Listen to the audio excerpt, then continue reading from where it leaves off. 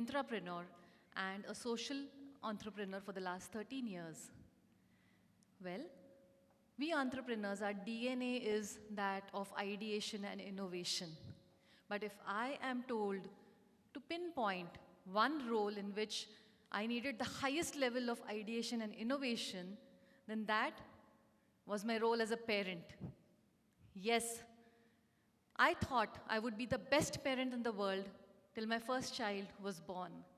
And then the myth was busted. We soon realized that what starts with, yes, you have good news, is followed by a bad news that there is no rule book for parenting. We and our children embark on a journey which is full of ups and downs, trial and error, creativity, and walking that path together. What is most important is the connect between the parent and the child.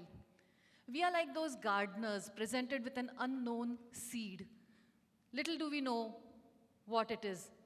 Till we start nurturing it, it starts presenting its characteristics, and then we start our journey together till it blooms to its whatever it is. Our role as parents is to strengthen the roots so that no storm can really uproot this plant. Well, let me tell you that all parents are the biggest innovators present in the whole world. We innovate on a day-to-day basis. We innovate in a world where the pressure is high, where the narratives about what constitutes good life is set by the market. Bhala uski saadi, meri saadi se safed kaise, neighbors envy, owners pride. We have to shoo all these noises around us to focus on ourselves because we are unique, our children are unique, and our journey together is going to be unique. Well, it might sound simple, but it is not as simple. I would like to narrate a small passage which I read because when you talk about innovation and ideation, it's mostly related to business. So I read a book, How Google Works, and in it, we all know how Google has really transformed our lives. There's a passage when they were growing and the market was, competition was catching up, and all of the senior management huddled together to, come up with a strategy to beat the competition. After 8 long days of deliberation, they came back with a one-liner: chuck the competition, focus on our customers and solving their problems. That's exactly what we parents need to focus on, and we know it in our hearts. But that's how we can make parenting simple, but still there is a lot of complexity in today's day and age. As a parent and teacher educator, I keep listening to these things that, we are a sandwich generation. We listen to our parents, we are listening to our children. It's very difficult to connect to the children of today. And if you cannot connect, you cannot correct. So many issues around addiction, screen time, all of it. Yes, it is complex. Simple parenting is becoming complex in today's day and age. So why is it really becoming complex? So through my work and through my experiences, there are many factors, but there are 3 things I would like to talk about what has changed. What has changed that is really making parenting complex in today's complex world? The first thing that I would like to talk about is that we, as a species, were collaborative breeders. Since evolution, we lived in tribes. The older generation used to take care of the younger generation. There was no one-on-one parent-to-child relationship, but the whole village looked after the child. From there, humans made certain choices, be it farming, industrial revolution, technology revolution, and here we are today. We are almost solo parenting.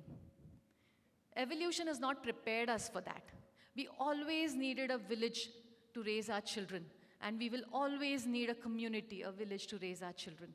Today, I see parents struggling with solo parenting. They are under guilt. And often then they overcompensate with materialistic things or over-parenting, being overprotective, and that is not really healthy for the child's overall development. So if we are not prepared for solo parenting, we need to learn certain skills. We need to create a community around us, a safe space which is full of our own people with similar value systems, maybe family, friends, school, all these are units of and remove the guilt and try and create that space where children are growing in a supportive community. Second, The future is complex. Yes, it is. And you cannot navigate a complex future by only looking into the rear view mirror, right? So we have to look at the future, which is we are raising our children for a VUCA world. A child going to kindergarten today, by the time he takes life head on, we don't even know what the world is going to look like. And it is a VUCA world. It is volatile, it is uncertain, it is complex, and it is ambiguous. Then what is it that the child really needs beyond the current education, the marking system, all of that? What is it that the children will need in this VUCA world? What are we preparing them for? What they would need is a strong base of values, life skills, compassion, empathy, managing change, managing emotions, adaptability, flexibility, and more. This is what parents need to really focus on and prepare the children for a VUCA world where every child will have enough and more scope just if his roots are strong and they have the necessary skills to navigate the complex future, right? The third and the last thing which we often forget is that we are in the midst of a relationship revolution. Be it husband and wife, be it parent and child, teacher and student, boss and subordinate, everything that was authoritative before has now changed to a democratic way of transactions. We need to learn the language of negotiation, communication, to really know and operationalize democratic relationships. I don't remember my parents having this conversation. If at all, or anybody of the previous generation, if a child wakes up in the middle of the night, who's going to wake up to change diapers? It was the mother, obviously. But today there are divorces happening on this one thing. Things have drastically changed. Our entire system is going through a revolution, and we need to acknowledge and we need to learn the skills of doing that. Often I see parents, normally when we become parents, we forget that our children were born out of our love, and we forget our interpersonal relationships. Those need to be nurtured, because that is also becoming complex with our lives becoming complex, right? First, getting married was reason enough to staying married. Now these are two different choices people are making on a day-to-day basis. And that is the truth. We have all types of family structures coexisting together today. So how are we going to navigate these relationships? So parents need to also not forget that they are individuals first. You cannot give from an empty cup. You need to work on yourself, your relationships, your relationship with the child, because you are the role models. The child is watching you, hardly listening to you. So then, even if, you have to work on your interpersonal relationships, and in case, at times, things are not going the way, if they're going south in your relationship, you can still be divided as individuals but united as parents. That's the ecosystem the children need today. They just need one dependable, rational adult who has their back, more the merrier. That's what we need to learn to create for our children. So these are the three things which I felt are important. There are many more factors, but these are the factors which are making parenting complex. And if we learn the skills, we would be able to navigate our journey and maintain the joy of parent-child relationships. I would like to end with a small story of a farmer, which is very close to my heart. Once there was a farmer who used to grow corn in his field, and he used to get a cash prize every year for growing the best quality of corn. There was a journalist who was asked to go and cover his story, and she went to his house, and she was sitting outside waiting for him. What she saw really stunned her. She saw the farmers from the surrounding farms come and collect high quality seeds. The farmer was distributing it free of cost to the farmers, the other farmers. She started her interview with this question: how could you do this? Don't you think you're going to create competition for yourself, when you are always winning a cash prize? He said it's simple. The winds blowing from the surrounding farms are carrying pollens which are actually helping my crops grow healthier. If the crop around me is not of a good quality, then it is going to impact the quality of my produce.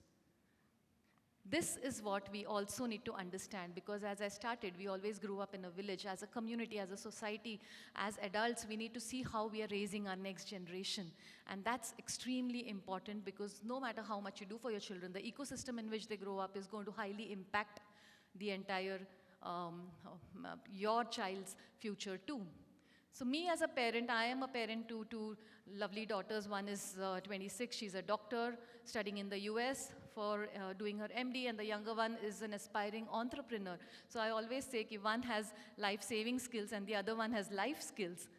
So and the bond we share is, that's something which we have managed to, that's what really binds us together, and that's the beauty of simplicity of parenting, basically. But now, the next part of my life is more towards strengthening this ecosystem. For the last 13 years, the social impact that we create through actually helping other students who might not be as privileged. And that's the ecosystem you want to strengthen. So all of us need to understand that we also can't forget the ecosystem in which the children are growing. And if we keep all of this in mind, and also, I think we can seriously make our parenting simple, even in this today's complex world. All we need to do is ideate and innovate, and that's what parenting is all about. Thank you very much.